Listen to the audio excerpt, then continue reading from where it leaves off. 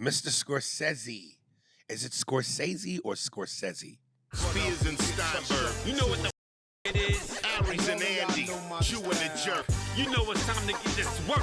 The real raw, gutter, uncut, cold. No political corrections. Always sleep. Being awoke. We discuss politics and jokes. Cry, we lit. There's levels to this shit. Before you was on your mama. Harry Spears don't give a fuck. We talk about race a lot, racism. Much love to my loyal bag holders. Rollers, loaders. We got them in the folders. The whole world on our shoulders. Spears and Steinberg. Yeah. Hey, welcome. I just got back from Done Choking. Oh, That sounds like a Japanese restaurant. got back from Done Choking. Oh, yeah. Dunchokin. Welcome, folks. Got a good two-parter for you because we know this is going to probably take two parts. So this is part one of the doc that we told you to watch a week ago. Gave you the heads up so you could be on board with us. Mr. Scorsese. Is it Scorsese or Scorsese? I thought it was Scorsese, but I think I pronounce it Scorsese. No, I used to pronounce it Scorsese. Scorsese. Say now I'm up. we should listen to how and I want to start saying this. We should listen to how Bob says it. Bob De Niro? Yeah, I like how everybody's Oh, Bob right, or Bobby. Right. Okay, Martin Scorsese. It's like Scorsese. if you had the pleasure to meet and somewhat, I guess, be acknowledged by Mr. Robert De Niro, you have Bobby! you can call him Bob or Bobby. Right. The rest of us have to call him Robert. Scorsese. Scorsese.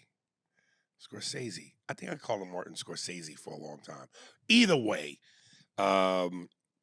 we told you that's what we was going to be talking about, and a lot of juice, a lot of juiciness to it. So this is part one. And we are, just before we go, I just want to say, Yeah. we come here once every like 18 months, and this is the backdrop here in Jacksonville, Yeah. Florida, which Jackson isn't the prettiest place in the world, but the backdrop. Here are the women. It's the cousin you would if you were in the incest. You know what I'm saying? You wouldn't Miami because that's like your sister, or Fort Lauderdale again like your sister, and you know. Yeah, if you're the beach, you wouldn't your cousins. You wouldn't those cousins at the Right. Miami because that's your Right. beach. Yeah, But this is distant enough. this is distant enough to where the kid wouldn't be. Before we jump into that though, couple things. You know, I was excited when I saw the preview. I think it's called The Devil in Disguise. It was the William Gacy serial killer doc on Peacock / Amazon Prime. And I remember when I saw this preview, they showed the only thing they really showed was that you see what starts off as pitch black darkness, and then a little bit of light comes in because he opens the crawl space to where he put the bodies, and you see a body be dropped into underneath the house. And then once they said William Gacy, who I already knew who that was, It's John Wayne Gacy. John Wayne Gacy, I went, oh, I want to see this. Because again, I'm thinking it's going to be along the lines of a Dahmer and Ed Gein, even though, again, Ed Gein, the win was taken from my sales Because of Mark. because of Mark. And reality. And reality. I was ready for this thing to be juicy, man. So of course I downloaded it, and I'm 4 episodes in. I got to finish the other 4. There's 8 episodes, and it was really weird because I thought like all the other ones, there's a build up to we see him, we see the murders, and eventually he gets caught towards the 8th episode. But he gets caught in the 1st episode. But from episode 1 to 4, there's no murders. They don't show him killing anybody. And I went, yo, man, this thing is moving slow. It's too slow. And I'm going to finish watching it.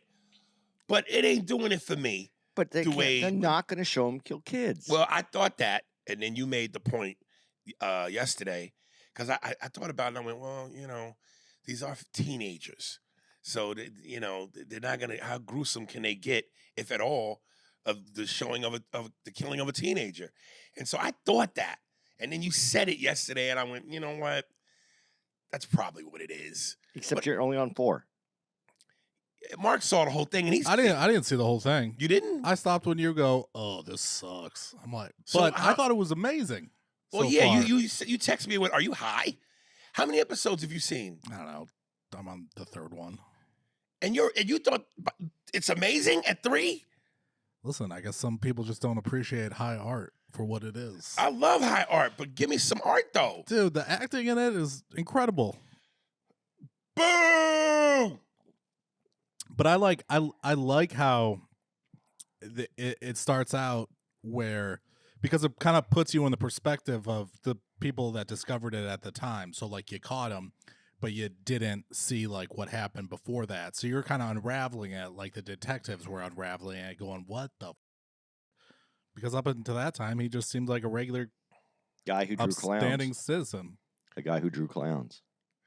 But then Andy said something hilarious yesterday. He said, "What'd you say?" They had. I said they're probably going to show some kids, but they got to get one that's real lippy. So that when they kill him, you're not feeling as guilty I for lost watching my it. shit Yeah. on that. Real lippy. Really. Like that one could die. Yeah, that one can go. So yeah, man, I just I'm gonna finish watching it, but it's like you're giving me a chicken pot pie with no chicken. You know what I mean? Lots of vegetables. Lots of vegetables. Give me the chicken. It's a chicken pot pie. Come on, man. Dude, but when you said it, it was funny to me because you were so like disappointed there wasn't death and mayhem. I mean, That's what he's a serial. Yeah, That's what I'm tuning in for. Yeah. Um, But it's the age, because there wasn't there kids as young as 5? I thought there was kids that were younger. Oh, wow. I thought he started off younger until he figured out he was strong enough to take down a teenager. from what I've seen so far, I think the youngest was 15. Oh, okay, I might be wrong. I Yeah. don't know. I just know he drew clowns. That's really all I knew about him. And this is what how sick our society is. People will people are paying him money for those clowns. Like he's his art 14 to 21. 14 to 21. Okay, so I'm way One up. source mentions a possible low of 9, but this is not corroborated. Okay, so even if you go 21, 18, that's legal. Show me it. If you can see porn at 18, See that? You know what I'm saying?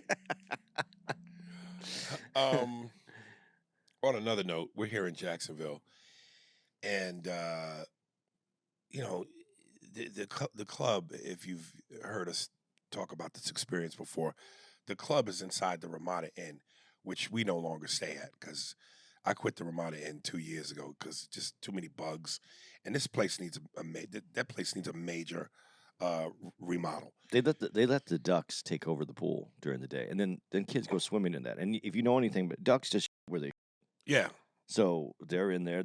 Well, they're in the perfect toilet then. Yeah, but there's chlorine. This is your theory about a towel. There's chlorine. There's things in to clean it. Mhm. So the kids are technically safe, Yeah. but as long as it's been checked. And it's just kind of gross, man. Yeah, The hotel is That's why we're staying now at True Holiday, True Hilton. True Hilton. Because which is It's across the by street. car it's 3 minutes. But yeah, I said I'm not staying in this. fucking By no more. walking, it takes as long by car. Andy loves to say it's right there. It's right there. It's right there. And I told him right there is leaving your hotel room to the elevator. That's walkable. This ain't walkable. It's across a busy street. That's the problem, because it's a connection to the freeway here. But the thing is, when you get in your car and you have to wait at the light and then you go through and all that, you can almost walk. It's double the time. So it's going to take you 6-7 minutes to walk over there. I'm 50, nigga. I'm 60. I offered to push him in one of the luggage carts, carts? luggage cart across the street. Listen, man, last night, 2 sold out shows last night, Saturday. And I went to the bathroom, and as I'm going into the urinal, the guy that's at the urinal, his urinal is backing out. So he sees me, and I'm taking a piss, and I'm going, I know this is not about to wait for me to piss to talk to me. Because he washes his hands for An extraordinarily long time, right? for what doesn't seem like a normal amount of time. And then I'm still pissing, and he dries his hands off with the towel, and then he washes his hands again. And now by this time I'm done pissing, but I'm pretending to still piss because I want to see how long this is gonna wait. So after he washes his hands a second time, then he puts them up under the air dryer. And then so I'm still standing, I'm still in the urinal. And then eventually he walks out. And I just went, listen, man, etiquette, human behavior. If you want to talk to me, we could talk. But wait, let's do it outside the bathroom. Yeah, just walk out Just to the walk front. out there. You're gonna walk by. Because here's what I don't want to have happen. You tell me, dude, I love you. And then somebody walks into the bathroom and they just hear you tell me you love me. Like, what the did these two just do? It's reminiscent of the scene in Coming to America. And the guy, Eddie Murphy, I love you. Oh my God. And the dude, Soul Glow goes, who is that? Oh, just a man I met in the restroom. Yeah. So it's and it's like, listen, man, I will humbly say, as I always do, I am mildly famous. I'm mildly. And then that's why I went, God damn, dude. Imagine James Gandolfini when he was alive. Dave Chappelle. Kevin Hart. They're superstars. I'm not a superstar. I'm mildly famous. And if that's what I get, can you imagine seeing a Tony Soprano in the wild to the point where you go, and like that documentary watch, the guy that played Artie Bucco told the story when he was like, Gandolfini would be taking a piss and dudes want to shake his hand while he's taking a piss. He's got his in his hands. And you want to shake his hand? I don't think you're supposed to ever even talk to another man when the cock is in his hand. That's crazy, dude. It's crazy. You know what would be funny though? I don't know why this has never been done on a video, but it would just be funny to have like 6 famous dudes walk out of like the handicap stall. Mm-hmm. And just like when people walk in, just like 6 dudes walk in. They're At all the same fixing, time? yeah, they're all fixing their pants and they go, all right, see you guys later. Just watch people go, oh my God. Wow. But that's essentially like, if you think about it, that's like in your mind, why would you, if that would be weird to you, what I just said, why is it not weird for you to stand behind someone and wait for them to get done pissing so that you can say, hey, what's up? I've been a big fan for a long time. The bathroom is just the wrong At the wrong place, right? It's just the wrong place. Maybe you in gotta a meet handle up when you're business. washing the hands, and then that's when you can. No, you got to leave the some small bathroom talk. completely. Wait for me outside the bathroom and we can chop it up. But don't pretend to keep washing your hands 15 times just so you can wait for me to get done. It's creepy. Ugh. Yeah, but if you're in a stall, you run out of toilet paper, and they know you're in there, you're gonna get a. What are you gonna get? They'll give you a few. You don't check the toilet paper before you. They'll hand it to you. I check the toilet paper. If I have to, first of all, I don't like to play away games, but if I have to, I'm gonna check the toilet paper. I don't need any problems there. This Martin Scorsese thing, and I remember when I had first mentioned it to you, and I asked you the question about who would you want to direct your biopic. The second part to that I said I was going to hold off on, that I wanted to ask, and this is where I think I wanted, Mark, you to do a little bit of research. I had said, when you think about the great directors, Scorsese, De Palma, Spielberg, Tarantino, Once Upon a Time Ago, what was his name? Oliver Stone. Does anyone black belong in that group? And I went, other than Spike Lee, I can't think of anybody. John Singleton, I don't think his body of work was long enough I'd still or put his work in there. successful enough. And the only other black directors that I can think of, F. Gary Gray, which besides Set It Off and The Negotiator, I'm not too familiar with what he's done. Like I said, the Hughes brothers, Don't Menace to Society. They fell off back in the 90s. They did a lot of it's comedy though. No. Don't confuse the Hudlin Okay, brothers I'm with sorry. the Hughes Yeah, brothers. you're right. I'm The sorry. Hudlin I just brothers fucked were up. comedy. I fucked up, yeah. The Hughes brothers did Menace to Society. Yeah. And then today you got Antoine Fuqua, who did, of course, the Equalizers. He did The Magnificent Seven with Denzel. His movies feel more mainstream and not catered towards a black demographic, which still counts. Yeah, because it's it's a blockbuster. They're blockbuster movies, Right, and that's Antoine part of it. Fuqua also is behind the Michael Jackson biopic coming April 24th. Steve McQueen, who did 12 Years a Slave, and that's about it, man. There's a reason I put Singleton I in don't that, think though. he did. Steve McQueen, 12 Years a Slave. Yeah, black director. Wasn't it Lee Daniels? No, Steve McQueen's a What was his name? black bald gay man. Oh, maybe he Lee did the- maybe Lee he did the Daniels Butler. is a producer.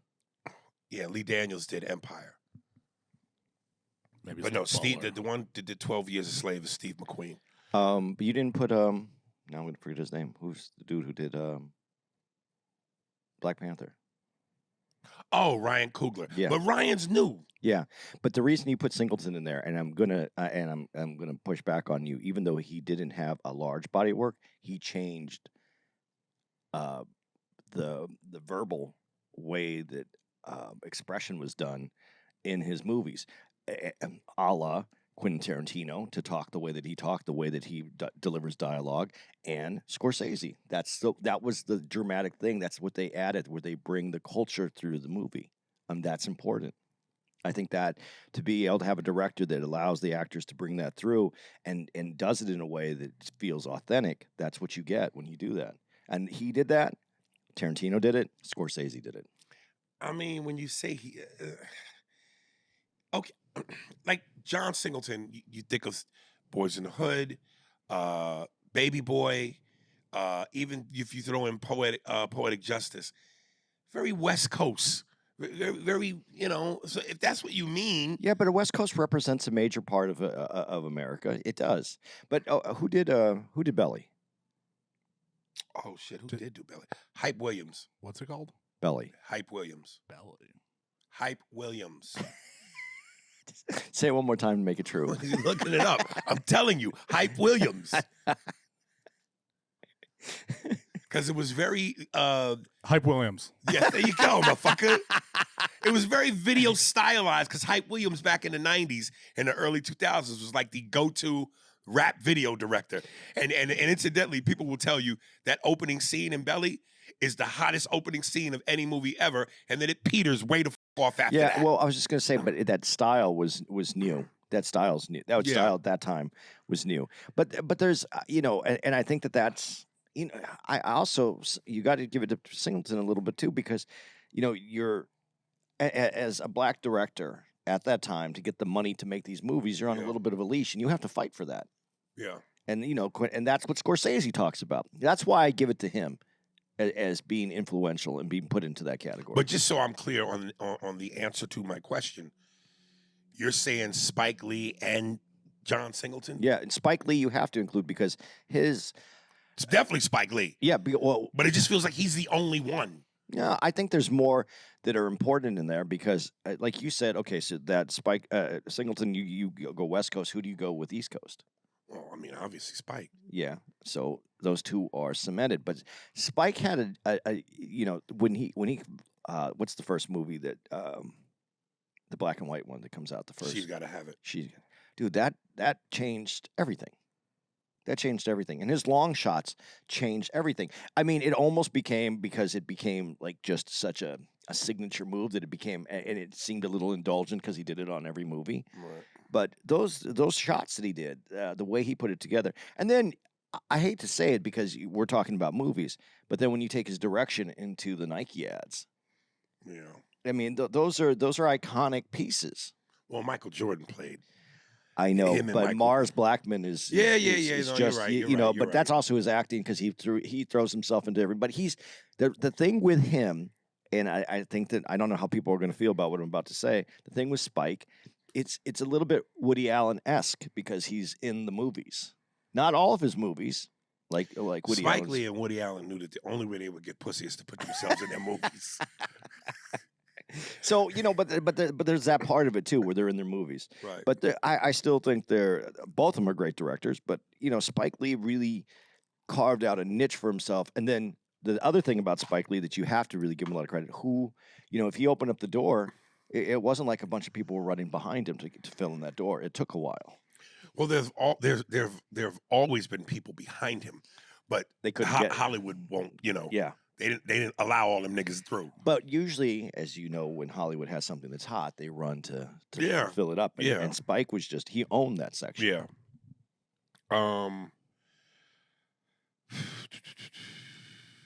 Dude, I didn't know how rough an upbringing that Scorsese had. And you know, it made me think, you know, whether you're black or you're white, when you grow up rough and poor, those street/gangster stories that you constantly hear about is something Italian and blacks have so much in common. You would think we would get along better.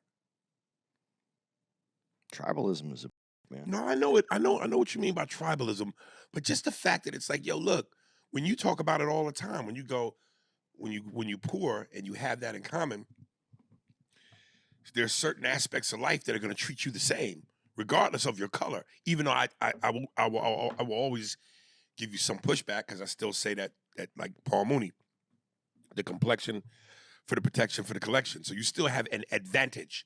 But nonetheless, you would think that if we grow up rough in poor areas and we face crime and death and jail and all those commonalities, why don't we like each other, man? Again, I think it's tribal is one part. I think that the Italians, especially. I mean, if you want actually the truth, what I think it is the Italians, especially the ones that come from southern Italy, the Sicilians, a lot of what was coming through New York at that time, Right. they have. We talked about this, man. They have the highest amount of black blood, the black culture. Right. There a lot of slaves were brought into Italy at that time, and they lived, and they got rid of they got rid of slavery twice. So it's very intermixed into their population. Yeah. And so I think that something about that. Because here, let me back up a little bit because you said something, and I wanna say this because I think that this is what we push back. Like you said, you push back on me because it's you still think it's hard. I want to give this is how I need to say this so that it makes sense to me to say it out loud. Is the issue that black people have in this country and Europe and wherever, it's the uniform. If we're gonna make things racial, let's be honest. Black is a uniform. You wear your uniform everywhere you go. That's why you can't be anything. But when black people say that, every day I have to be black because it's a uniform. People see you're black. You could be Italian, like I said, across the street. I said I'm across the street white. I'm great until you find out I'm Mexican and Jewish. There's a difference, and I think that has to be held to that standard that you talk about, where it's but you still have an advantage. Yeah, you can be all these other ethnicities and be poor. Thank you. And be poor, but black people have it harder because they have the uniform. That's the uniform that has more weight. They carry more weight. That uniform brings more weight. Mm. So that's the way that I would say that because. This will get into a deeper conversation. I want to stay in Scorsese, so let's next time we have a racial conversation, let's address that, and I'll go into that because I think that, I want to address it at a different time when we can put time into it. It's too much, and I want to be ready for it when we talk about it. There's one point in this where and listen, here's the commonality that I see when I watch the Spielberg doc, when I watch this doc. When you have the gift, when you have it, in terms of being a creative force, it starts early, like childhood. And what was fascinating was how it was like when he was a kid, he'd make these storyboards. Like he was almost directing before he officially became a director as a kid. And a comic book like he comic said. book like, yeah. And at one point, he was making like these paper dolls for artistic purposes. And his father saw him, and he was like, to my father, that was a big no-no. Now, listen, if we know old school people, men, come with a mentality. And certain things like, anything that seems girly-like is a big no-no. I think a lot of that has changed as we've gotten older. But I go, at what point? Because there's a part of me that understands it, that goes, yeah, you want your son to be a boy. You want him to, do boy, man. That's what you want them to be. But when you have a creative thing about you, a talent, you also don't want to hinder that, which is what I said on Vlad when I go, you know, if you got a son and he's artsy, and not to say that, because I think so many old heads are going to be gay, but if he's into dance, if he's into ballet, if he's into art, if he's into things that you might deem sissy-like, and you don't want to be no fag, at what point are you, where's the line? Because you want him to be a boy, but at the same time, and be geared towards being masculine, but you don't also want to hinder what could be a talent. And you want to nurture that and support that. And I think that so many times within the Black community, because we tend to be more, I don't know if the word is conservative or homophobic, we could hinder what could be great. And I don't think that any parent should do that. So where's the line? Well, I think one thing that you said, especially during that time, and it's changed today, but maybe a little bit too much, is when you look at your kids, men especially, look at their sons, they look at them as a man, not as a child. Like when you see them doing something, what you might say, like you use the word. Would you use the word girly? Sissy. Girly. I would say girly is easier to say. And you're like, but then you envision him as a man doing something that is girly, or you said sissy. So you're like that's not a man. No, he's not a man. He's a little kid, and he's figuring stuff out. So I think that you don't. That's an old style of thinking. We know that they're just kids now, and I don't think before at those times when you were after a huge war, after they forget their I think they forgot their childhood, especially if they had a hard childhood. That childhood isn't there, so they're projecting masculinity, male, being a man, even when they're small. And I think that, like you said, I think that has changed greatly, but there is still that where it's not just that you don't want your son to be gay. You understand what comes with that and the challenges that that's going to be. Well, you picked a different path, and today it seems a lot easier. I don't think a lot of the fathers are concerned about the challenges. They just don't want you putting in your mouth. That's a challenge. That's a challenge. Not for the person that loves in his mouth. It's still a challenge. I'm going to butcher this song up, but you probably heard it. There's this song that goes, make me square, make me harder. You know that song? Something like that. I'm not on the words, but the it goes in that melody. Yeah. There was a clip of like a little Filipino boy, and he had his hair in like some barrettes, and he was like really girly like, and he's performing in his room. Make me square, make me harder, and he's almost twerking. And the caption was, this is why we need fathers. Because at one point, the kid's doing it, and he doesn't see that his father opens the door and just stares at his son. Like, what the are you doing? And when the kid takes notice, he wipes whatever was on his lips off. He takes the barrettes out of his hair, and he straightens up. That's what I'm talking about.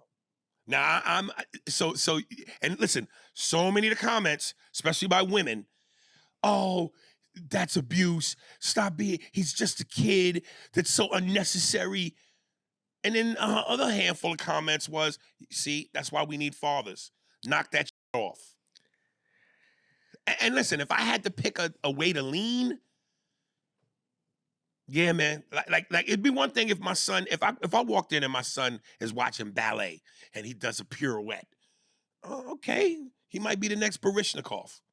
I might not with him. You know what I'm saying? But barrettes, twerking, and wiping whatever was on your lips off, yeah, we got a problem. But here's where it's difficult for me because I see both sides of these arguments that you see online.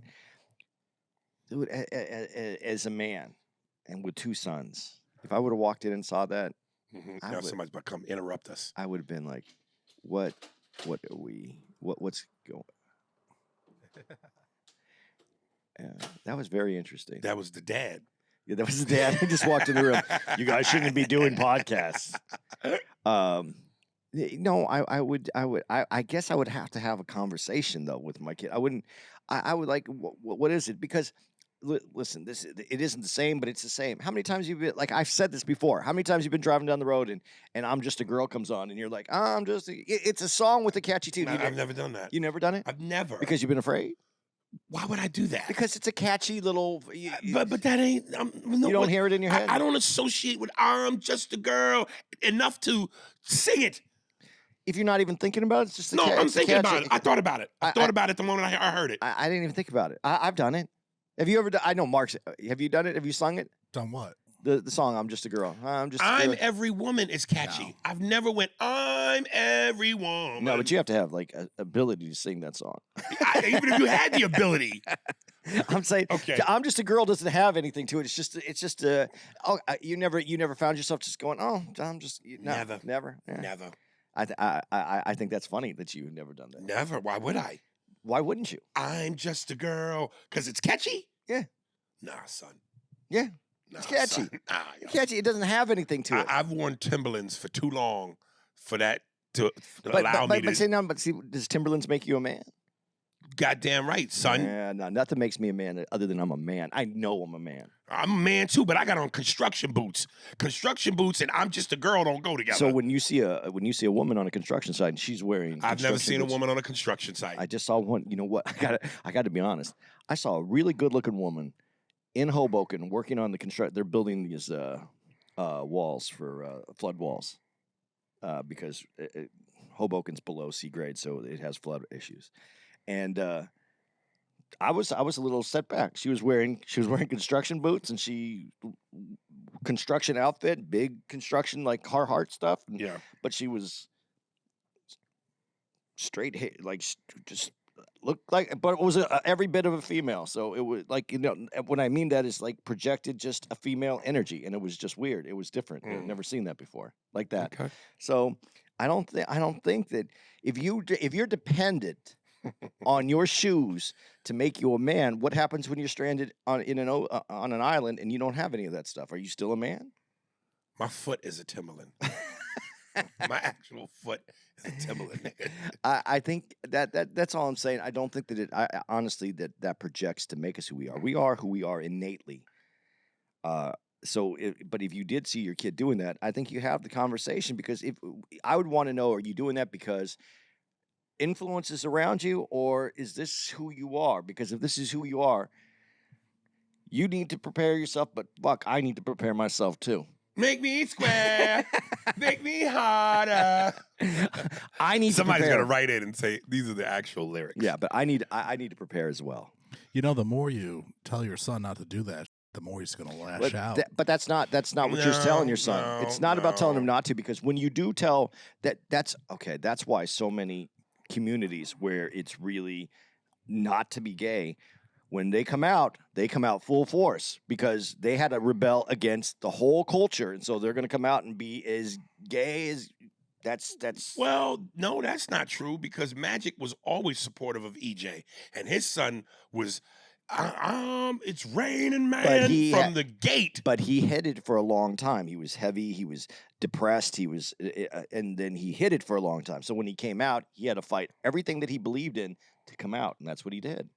Because he was a miserable person. He was a miserable looking person. You saw him. He was upset. He didn't have his shoulders were down. He just looked he looked depressed all the time.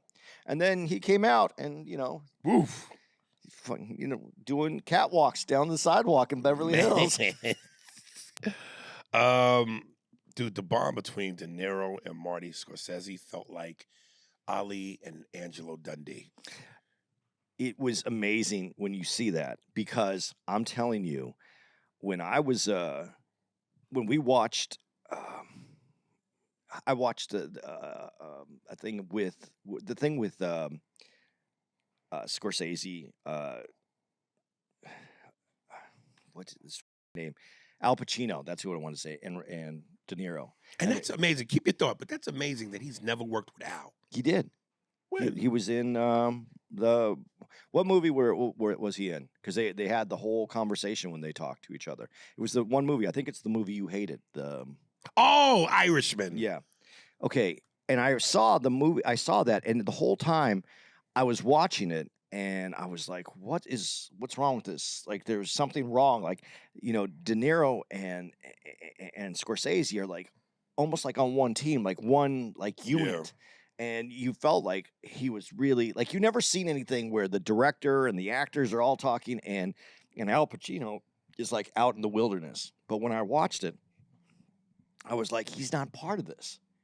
He's not part of this. And I said that, and then I went to this thing in New York, and a guy who was in the movie was talking about the movie and I asked him the question. I go, when I watched it, it seemed like Scorsese and Bobby De Niro, they're I want to say Bobby because I want to feel like I'm part of the group.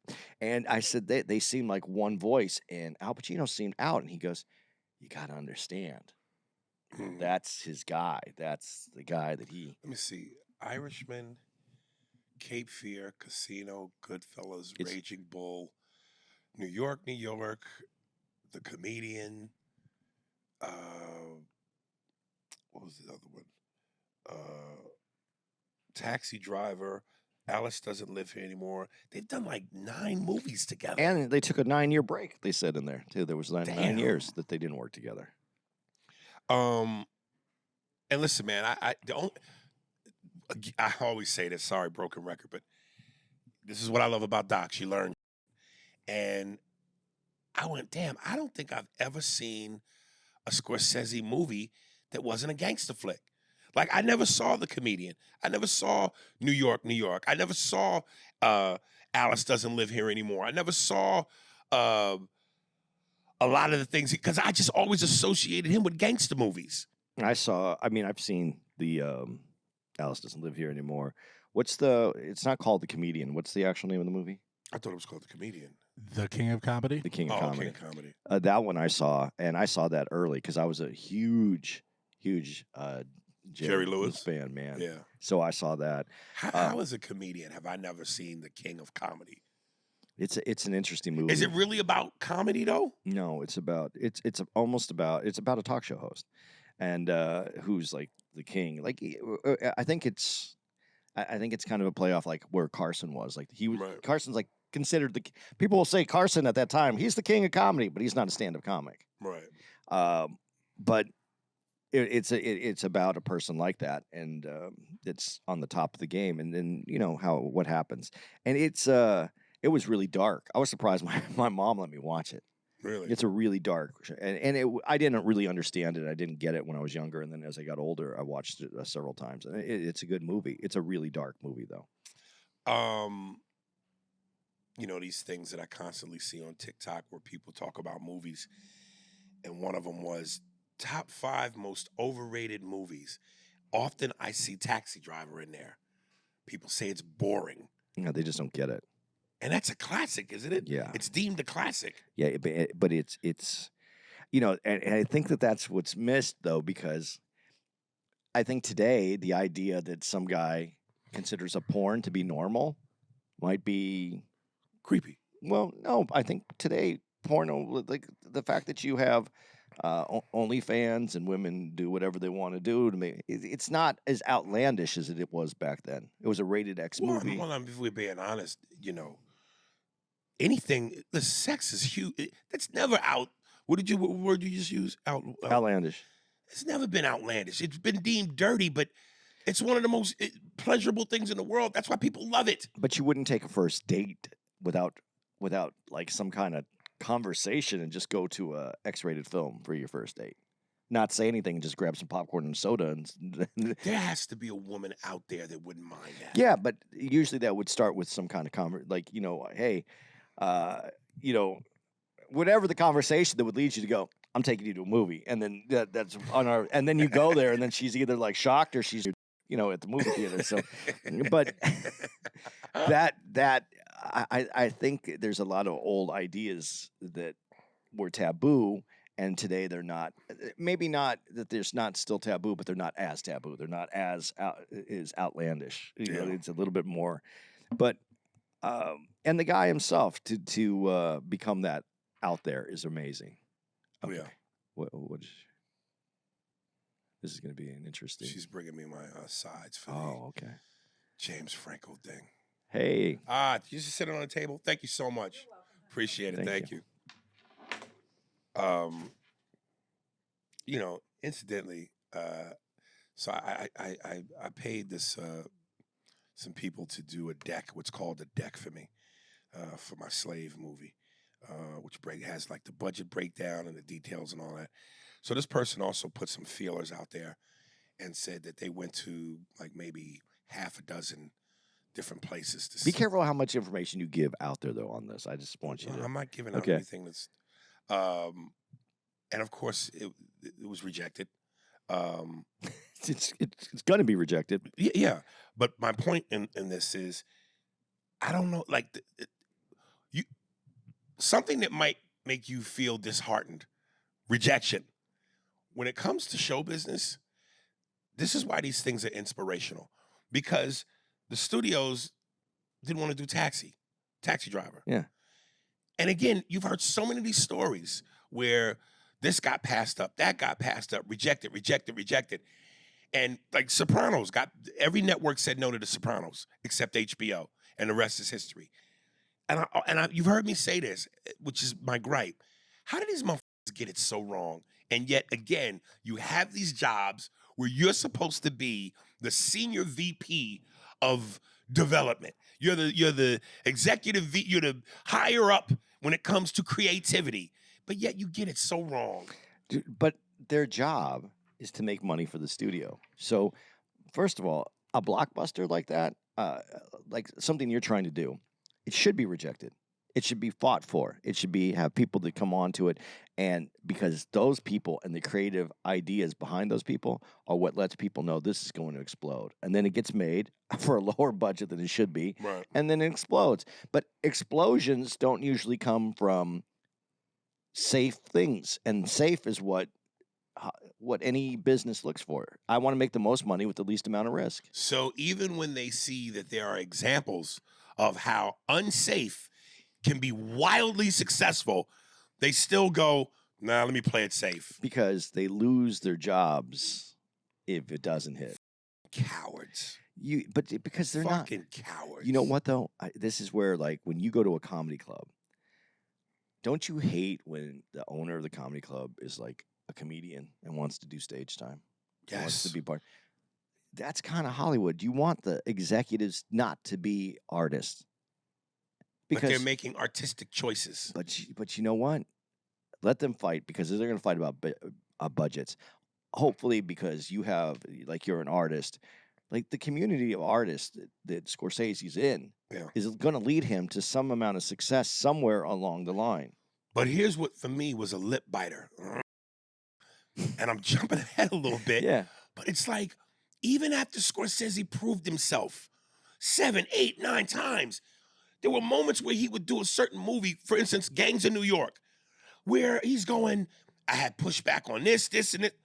Yo, this has proven 1,000,000 times that he's one of the best. What is the pushback? Why is there pushback? At what point do the studios go, you know what, man? You got the freedom to do whatever you want because you've proven it. You've proven it at the box office. You've made us $1 gazillion time and time again. We're going to leave you the alone. Really? And I think it has to do with the choices that Scorsese chooses to work around. They didn't have any pushback on New York, other than it was too long, and then it had to be cut down. And then they accepted the cut down, not great version. But here's something that I noticed that I was watching this, and you tell me. Usually when you have an actor who makes billions of dollars, an actor who's the lead, who always wins, pushes these movies and makes big money for the studios, right?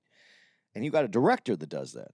And now you have Bobby De Niro and Martin Scorsese, and they still get pushed back. That's Why? crazy. Because there's something about what they do that's different than like Tom Cruise. Tom Cruise isn't getting pushback. Tom Cruise is also not only getting pushback, but he gets to hire his own stunt coordinator so that he can do this. But there's something about what Scorsese was saying in his movies that made these people uncomfortable. That's the only thing I can say, because when you have Scorsese, winner, De Niro, winner, and you're still getting pushback, and they're saying, no, this, How's that possible? That's bananas. But did you notice that in these movies, every single one of them? Let me bring back Gangs of New York, who at that time producer was Harvey Weinstein, Mhm. and he goes, Harvey didn't want nobody wearing hats, and he goes, back then people wore hats, like he had to fight Harvey Weinstein for hats Because Harvey wanted everybody to see Leonardo. Leonardo I can't even say- DiCaprio. yeah, thank you, Leonardo DiCaprio's face. He wanted everybody to see the faces. He wanted to see if they're going to go a time period piece. He wanted to see the mustaches and the look. It's ridiculous. Everybody wore hats, and you know what? That top hat Yeah. on Daniel Day-Lewis is iconic. That wouldn't be that without it. Yeah, But everybody thinks that they know something and that's my gripe. because they know the marketing, not the art. The marketing is if they're on the poster and they look good, it's going to make more money. That's the marketing. That's what they know. Maybe from I'll give you a little bit of that theatrically, but that's like at the end of the day, the product is the performance, Right. and you could dress a motherfucker up however you want. If the performance stinks, none of that matters. That's why it's like that. It's an ironic we're here in Jacksonville because remember the guy that used to own the Comedy Zone, Fred Posen, he taught a comedy class. And one of the things that, and not just him, but I've heard a lot of comedy classes talk about what you wear on stage, how you should look. And I used to get into this fight with my gay agent all the time because, again, he'd always want me wearing Prada or some sort of Versace. And I go, dude, no one gives a shit about what you wear. You could come out in a Versace, an Armani suit, a $5,000 Armani suit. If your material stinks, the suit ain't gonna save you. No, but they want to push a professional look. They want you on there so that late night likes you because late night likes you. Listen, late night. That's a little different. That's TV. That's Yeah. what I'm saying. Theatrically, television-wise, that all goes together. And late night will take a ho-hum performance with a nice-looking person that presents well and gets a mild laugh over someone who's on the edge and says some things that are off a little bit on a late night show. So it all depends. Again, it goes back to the marketing. What do you want in this box? Oh, Jesus. And if you're a great marketer and you're working on for in a Hollywood studio, and you're gonna come when you come and you're gonna say no, we need this because of marketing. And if someone is a great person, is a director, the director is gonna go no, we need this because everybody has what they're what technically they're great at, and that's what they want to push forward. So it just depends who wins control. I remember Patrice said this on Opie and Anthony. And before I get to what he said, I'm going to ask you, how'd you feel about Raging Bull? See, Raging Bull, I didn't connect with as much because I always thought it was slower, but I was younger and I didn't understand the dimensions of a human being when I was younger enough to appreciate it. Now that I've watched it again, and it's still not my favorite Scorsese movie, even though it seems to be a lot of people's favorite Scorsese movie. And the acting though from De Niro is amazing. It is amazing. Well, everybody, Kathy Moriarty. Yeah, Joe it's Pesci. amazing. But I didn't know it back then. I didn't have the understanding when I was that young to understand a complex, horrible person. Patrice said, and I agree, even though I've never really seen the movie from beginning to end, but I just couldn't, it couldn't hold me. You're slow. Yeah, and he goes, he says to Anthony, Raging Bull for you guys is what New Jack City is to us. He goes, I didn't get it. Because it didn't do for me what it does for white people. No, but when you talk about New Jack City, I got New Jack City because it came from the time period that I was in, and I was old Right. enough to understand it, and I got it, you know. Right. But that wasn't the same when I watched Raging Bull. I was like, and I wanted to like it because it was a boxing movie, and my dad liked boxing, and Rocky was there, and that was a good, I just all that made sense to me, Right. and I couldn't like it the same way. But when you watch and you start when they showed the clips in this, where I love this the most, working. And this is about how Scorsese worked too, and that connection with De Niro. When De Niro is just pushing Pesci in that scene where they're like, he goes, "I heard some things." And that was supposed to be the end of the thing. Right. And he goes, I heard some things. Eh, Right. no. He goes, what do you mean you heard some things? Yeah, I heard some things. And it just keeps doing that until they discover what is the underneath part of that. And to me, now after I saw this, I want to go back and watch Raging Bull again because I really think that I missed a lot that I didn't capture, I didn't understand, I didn't get the nuance of the characters. Right. And so to me, I really want to go back and see it. But that was amazing to me. When you see how he storyboards it and you see the fight scenes and him not being a boxing guy. Remember, he said boxing, Yeah. but when you see the boxing and you see how he storyboarded and how he's filming it, Yeah. I mean, he's what I really can't believe about him is how genius he is because he didn't need to be a boxing guy. He said, okay, what is boxing? Boxing's violence, right? And when he's talking about the scene where he's really getting his ass beat and he takes it from the Psycho because that to him is violence. That he understood that violence. This is a scene. Psycho and getting killed in the shower has nothing to do with boxing, or does it? It's violence. This guy's getting his ass kicked. I want to show it. What is my memory of one of the most violent things I've seen? Psycho. All right, I'm going to storyboard it. I'm basing it off Psycho. And when I saw that, I was like, that's why I'm not a genius. Because Well, I want to speak to two things you mentioned because actually that was kind of my next note. So I want to speak to that. But before that, like, and you've heard me say this. This is why I go, can I act? Yes. Am I gifted in the way that a Denzel or a De Niro? No. Because that Mean Streets, there was a point where he goes, I'm going to pay him. I'm going to pay him. And he delivers the line like that. I don't think that far ahead. Like in other words, like again with comedy, I can see a moment and create something in my head real quick to make that funny, and then do a callback. And I play this whole scenario in my head while I'm still on the joke that I'm telling. I'm thinking 2 steps ahead. I don't have that dramatically like they do. I just go, all right, I see what's on the paper, and I might try to bring a little something to it, but most times it's comedic. To deliver, to be able to go, okay, the line is, I'm gonna pay him. I'm gonna pay him. I'm gonna pay him. That's as far as I would have went. For De Niro to go, I'm gonna pay him. The same way he's going, I don't know, I heard some things.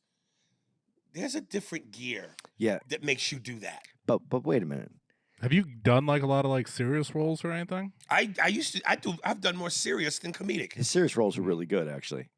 I mean, really good. I like him almost better than some of his comic roles because as a comedian, when I watch it, I go, "Oh, he's hyping this," or "He's doing." But when you do serious, I'm Yeah. not prepared for what you're about to do, and you deliver. Now, but here's what I'm going to say to you, though: you didn't have first of all, what you're saying is probably true. Like I don't think this far, but there was something else that happened that I heard while I don't know where in this documentary it is, but he's talking. They said, "Do you do a lot of ad libs? Do you do that?" He goes, "Yeah, but I do it the way you're supposed to do it." He goes, we do it in rehearsal where you give the freedom to do the ad libs. And now the actors are working with each other so that they keep working and they keep pushing each other. Have you ever been in a situation where you had other actors that trusted you and you trusted them to put you in the situation to bring that out of you before you get to the film part? Because the idea that De Niro wants something more from Pesci, and Pesci's a good actor. We know Pesci's a good actor. But to look at Pesci and to go, that's not enough. I heard some things. De Niro's pushing Pesci. Pesci's going to push De Niro. That's the give and take. If one person throws in an ad lib to make something, and the other person doesn't give anything back, isn't like they use the term generous in their acting with it. What difference does it make? When I saw that Scorsese said that, and I never thought about it. I thought like all these ad libs. Oh, I just thought about it while we're filming. This is what I do. Well, that could throw something off or make something. But he said, no, we rehearsed this. And he still leaves them freedom to do it in the production. But to know that that's how they're rehearsing and they have time, he sets time up in rehearsal for them to really dig in. And again, that's that language part. Let's deliver it the right way. That's why I said Singleton, because you think how it's on the paper is definitely how each actor did it? Or do you think the actor brought something from his home and put it on that paper? This is what I'm talking about, being able to manipulate that language so the culture comes through, so that when you watch it, you feel authentic. You don't feel like it was written by someone else to make someone else say something, to really give it that texture. And that's what I think that you haven't been given the opportunity to get that out because I don't know why.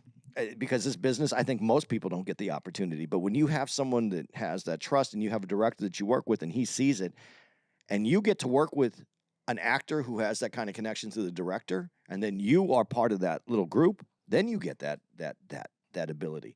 But that is rare, and I think that's what made Scorsese brilliant.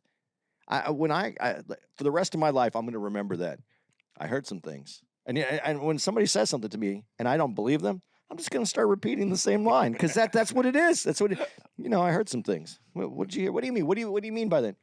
I heard some things. Why do you have to say anything else? Why do you have to not repeat? It's just that ability, and that's all he did. That's all De Niro did. He just took that line, just repeated until he grew it into something. That's amazing. That's amazing to me. And if I ever borrow money from somebody and they ask me about it, I'm going to pay them. Dude, there's a moment. I'm going to get off this movie for a second. And this is the brilliance of a great director. That moment in Jurassic Park, the very first one, when they see the brachiosaur for the first time. I remember in the Spielberg documentary, Goldblum is describing, as they're looking at nothing, how Spielberg is telling them what to do. And there's that moment where Jeff Goldblum says in the Jeep, he did it. The crazy son of a he did it. And he goes, Spielberg would say the line, and he'd say the line. Now laugh a little bit. He did it. Crazy son of a he did it. Smile big. All right, now go back to a regular face. Got it. Move on. That blows. That I'm amazed by that. Like, cause I that moment until you hear Jeff describe that, I went. So you got Laura Dern and Sam Neill's reaction, which was the astonishment of, oh my God. And then for Jeff to go, he did it. That crazy son of a he did it. He thought that up. But that was Spielberg. Yeah, and because Spielberg knows what he wants. And these are the great directors, man. They know what they're going to want from their actor on day 8 of the shot. Right. Steps ahead. It's all that way. But the storyboard, and when you go back to Scorsese and him having these storyboards already, when you see the storyboard, and then you see later in his career, the storyboards are drawn, and he's drawing these storyboards, and you see that for the early movies. At the end, the storyboards come to him in his blank pages with these squares on it, because now this is no longer an idea. This is the process. Right. And so he has the process down, and he's going to storyboard this all the way out. I'm telling you, when you watch boxing movies, earlier boxing movies, before like Rocky and before Raging Bull, they didn't have that. You'd see them, the guys just going. Right. And, you see they got a look. There's just a difference to the technical aspect that they brought to the films. It's different. Well, there's this one lady, I should have wrote her name down, who's worked with Martin since forever. And she said, as she's describing some of the artistic choices, and I wanted to ask you this question. Do you think the audience can see what the director intended for them to see, a la Raging Bull, when she goes at that one moment where De Niro's up against the ropes and he's taking the punches and the lights, Martin Scorsese changes the lights to like dull and dark and then the slow motion and the close-ups. I know that's what we see, but are we looking at that going, man, that Martin Scorsese, the way he did the lights and the slow motion or and the close-ups, or are we just going, I'm watching a movie? I'm going to compare this to food, because what someone said to me, how do you describe like a great meal? And I go, you don't, because you can't figure it out. It's just it's like if you have a really great meal, the service is perfect, the food's perfect, the atmosphere is perfect, everything's perfect. And so when you describe perfect, what's perfect? It's right. So when I've had the best meal, I go, having the most incredible meal, having a perfect meal, is not having a description. It's being unable to describe it. Well, it's you wear it on your face. Yeah, but it's in you. You feel it, but you can't describe it. There was nothing. It was the sauce was the right amount of sauce, but it didn't overpower. It was perfect. That's the only word you can use when it's perfect. So when you're watching a movie and the director gets everything and gets every one of those, gets your hair on your arms to move, gets your eyes to open, gets your ears to see, and he manipulates you in a way to show you this visual. I don't think you notice it. You just get done and you went, man, that movie, that that you don't even. I bet you have to watch it a couple times before you even notice what he did. Even critics have to sit there and go back and watch it go and to try to figure out why was that scene so good. Let me slow that down. But I think that when you initially watch it, I don't think you get it. I think you just see it as this. It just moves you, and then you feel it, and it's an amazing scene. But why was it amazing? I think that you have to go down and break that down. Like a perfect dinner, you would have to go back and go to the chef. What's with this song? What did you do? You'd have to Right. break it down. Right. It's not anything other than this emotional connection that you feel at that moment that you go, I don't know, that shit was it was perfect, man. It blew me away. It opened my eyes. The fact that that like that he took it and took all the sound away. I mean, who does that? I mean, in Goodfellas, when you break all the rules in Goodfellas, when that moment when and I'm jumping way ahead, but there's a moment in Goodfellas where Ray Liotta breaks the fourth wall and he just stands up in the courtroom and starts talking. Yeah. Do you notice he's breaking the fourth wall? And if you do you applaud it? If you don't notice it, you're in the moment. But this guy is in court and he just breaks from the whole scene. You're in court and he breaks from the scene. He stands up and he starts giving you the details, and you're like, it didn't take you out of the movie. It brought you into the it took you out of the movie enough to say to you, these guys had it all. Yeah. And it gave you, I don't know, like a whole nother 15 minutes of the movie in that few seconds, but didn't take you out of the movie. I mean, there's moments that I see great filmmakers do these things, breaking the rules, and you're like, what that is genius. But it's only genius if you know the rules and you know how to break them. Yeah. I heard some things. I heard some things. That's part one, yo. Dude, that's a whole hour. That's part one. And you know what? That was episode 3. Yeah. Guys, this is an amazing documentary. Honestly, one of the best documentaries that I think I've ever saw. And I can't wait till you get to experience it as well. Even if you don't really love his movies. And we didn't even talk about his childhood, which I think is so reflective of what he puts into his movies. And we'll probably talk about that as we go through it. But please. Are we giving him part 2 Thursday or next week? We have a lot of call-ins, so I think we're going to have to give it to him next week because we got to get these call-ins. You guys have been great about the call-ins. Hey, Mark, you want to give out that number again? Because we got so many call-ins. You want to throw that out to everybody? Yeah, let me look that up.